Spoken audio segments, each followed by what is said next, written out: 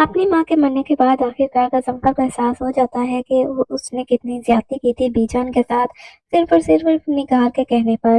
اسے پتہ چل جاتا ہے کہ نگار کتنی بری عورت ہے، اس کا چہرہ کتنا بھیانک ہے، اور وہ نگار سے دو ٹوک کہہ دیتا ہے کہ تمہیں اب کسی بھی میرے معاملات میں دخل دینے کی ضرورت نہیں۔ نگار جو کہ بہت زیادہ خوش ہوتی ہے کہ اس کے رستے کا کانٹا بی جان چلا گیا ہمیشہ کے لیے اس دنیا سے، اور تو رب غضنفر کو اپنی باتوں میں لے کر ساری پراپرٹی جو ہے وہ اپنے نام کر لے گی۔ لیکن یہاں پر تو غضنفر کے رنگ ڈنگ ہی بدلے ہوئے ہیں۔ غضنفر وہ دوسرے میں نگار سے کہتا ہے کہ تم اپنے کام سے کام رکھو، اب وہ غضنفر نہیں رہا جو تمہارے اشاروں پر ناچتا تھا۔ نگار یہ سن کر غضنفر کو کہتی ہے آپ کس لہجے میں مجھ سے باتیں کر رہے ہیں؟ تو غضنفر کہتا ہے کہ مجھے بہت پہلے تمہیں ٹھکانے پر رکھ دینا چاہیے تھا، اگر میں پہلے ہی تمہاری عقل ٹھکانے لگا دیتا تو آج میری ماں کو ہارٹ اٹیک ہو کر اس دنیا سے وہ نہ جاتی۔ صرف اور صرف تمہاری وجہ سے بی جان اس دنیا سے چلی گئی ہے، یہ تم بات اچھی طرح جانتی ہو۔ نگار کہتی ہے کہ اپنی بیوی سے آپ کس طرح بات کر رہے ہیں؟ کوئی اپنی بیوی سے ایسے بھی بات کرتا ہے؟ تو غضنفر کہتا ہے کہ میں نے یہ سب کچھ تم سے ہی تو سیکھا ہے، جس طرح تم اپنے بیٹے کو سکھا رہی ہو کہ اپنی بیوی نایاب سے کس طریقے سے بات کرنی ہے، میں بھی اسی طرح اپنی بیوی سے بات کر رہا ہوں۔ یہ سن کر نگار کہتی ہے کہ آپ اس 2 ٹکے کی لڑکی نایاب کو مجھ سے کس طرح ملا سکتے ہیں؟ اس کا مقابلہ میرے ساتھ کیسے کر سکتے ہیں؟ کہاں وہ مڈل گھرانے کی لڑکی اور کہاں پر میں؟ تو غضنفر کہتا ہے کہ نایاب کو تو تم مڈل کلاس لڑکی کہہ رہی ہو نا، تو تم خود کیا تھی؟ مجھ سے شادی سے پہلے تمہاری کیا حیثیت تھی؟ میرے سے شادی کرنے کے بعد ہی تم اس حیثیت تک پہنچی ہو، تو تم آج کے بعد نایاب کو اسٹیٹس کے تانے نہ ہی دیا کرو۔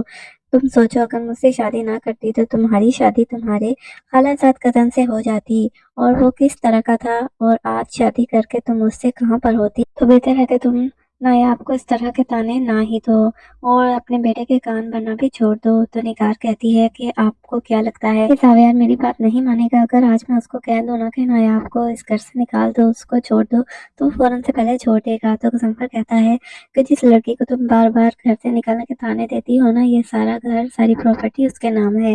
نگار کی تو آنکھیں پھٹی کی پھٹی رہ جاتی ہیں۔ غضنفر جاتا ہے اور پراپرٹی کے کاغذات لا کر نگار کو دکھاتا ہے، کیونکہ اس کو ایسے یقین نہیں آئے گا۔ جب نگار دیکھتی ہے تو وہ تو پاگل ہو جاتی ہے، کہتی ہے کہ میں آپ کو سمجھاتی تھی، مجھے پتا ہے کہ وہ لڑکی بہت زیادہ چلاک ہے اور یہ ساری جائیداد اپنے نام لگا لے گی۔ آخرکار اس نے کر لیا، بھی جان سے اس نے جائیداد اپنے نام کروا ہی لی۔ غضنفر کہتا ہے کہ اب تم نایاب کو اس گھر سے نکلوانے کی جو دھمکی دیتی ہو نا، وہ نہ دو، بلکہ تم خود اس گھر سے جانے کی تیاریاں کرو۔ نگار بہت ہی زیادہ پھٹ پڑتی ہے اور کہتی ہے ہاؤ ڈیئر یو، آپ کی ہمت بھی کیسے ہوئی کہ 2 ٹکے کی لڑکی نایاب کی خاطر مجھ سے آپ اس طرح بات کر رہے ہیں؟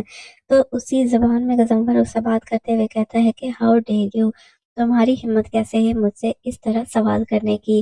یہ سن کر نگار تو ہکا بکا رہ جاتی ہے کہ غضنفر کو ہو گیا ہے۔ وہ سوچتی ہے کہ آخر اس لڑکی میں ہے کیا؟ پہلے اس نے میرے اچھے لائق فائق بیٹے کو پھنسایا، اور اب میرے شوہر کی بھی عقل جو ہے گھاس چرنے چلی گئی ہے۔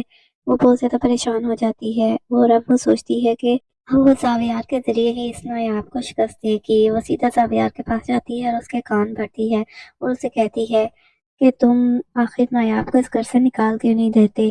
اس نے اتنی چالاکی سے پوری جائیداد اپنے نام کر لی ہے۔